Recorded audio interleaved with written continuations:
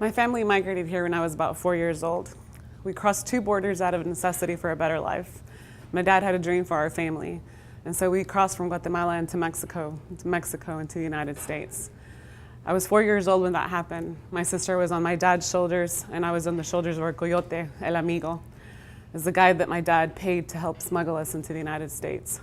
You see, when we crossed the Rio Grande, I remember being high enough on his shoulders that my back didn't get wet, but I was close enough that when we arrived here in the States, people still called me a wetback. We had this dream, right? I was actually a dreamer before we even got the name, before people wanted us or dared to allow kids of immigrants to have a dream to do something better here in this country. I remember we wanted to have a better life. I know that we broke the law, but don't worry, because we paid for it dearly. My family arrived here as a family of four, with my mom, my dad, my little sister, and myself. But not even a year later, that family became a family of two. Depression, alcoholism, poverty, not knowing the language, being in a different country, all had something to do with all of that. From the time I was 5, I was raised by a single dad. My family and my uncles, my aunts, everybody tried to help, but it was really just me and my father. I remember a whole bunch of educators came into my life, and they helped me believe that I could do something with it. Even though sometimes in my own head, I paid attention to those little voices that said, you're not capable, you're not worthy. But luckily for me, my dad was my biggest advocate. See, not even knowing English, he had a dream for me.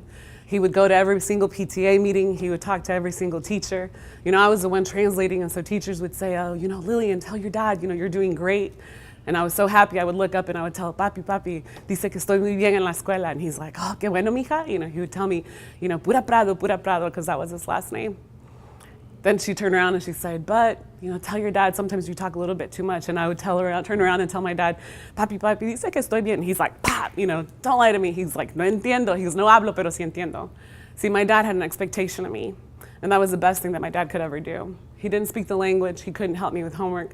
But the expectation that he had for me and the dream that he had for me was way bigger. If I would go to school and I would come home with an 80, he was the type of parent that'd say, why didn't you get a 90?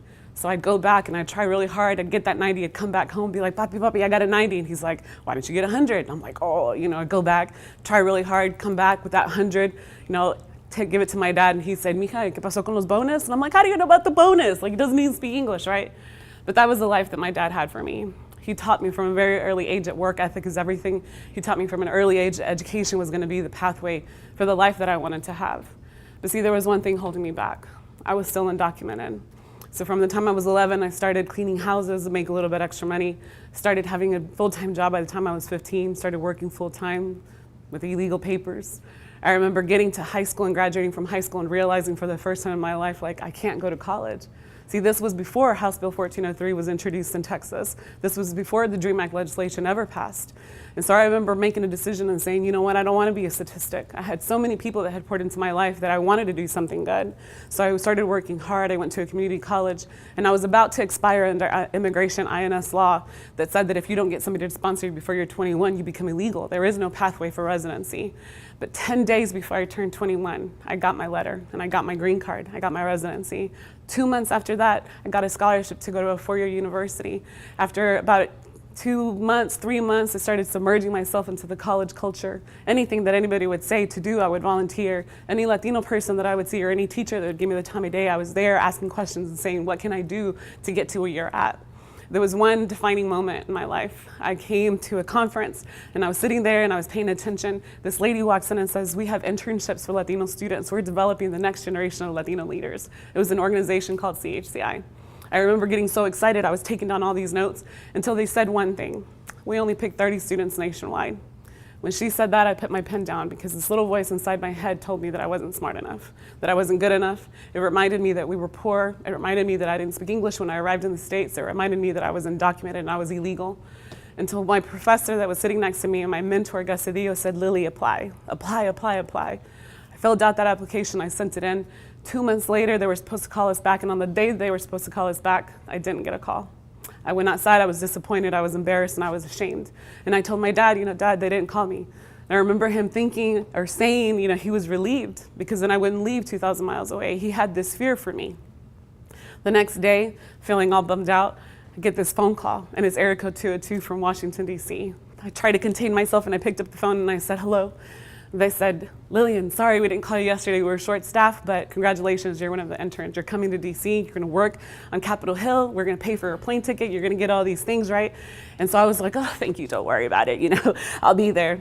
But I remember arriving in DC for the first time, and then the 29 other students that were around me were from these Ivy League schools, Stanford, UCLA, Brown, Harvard.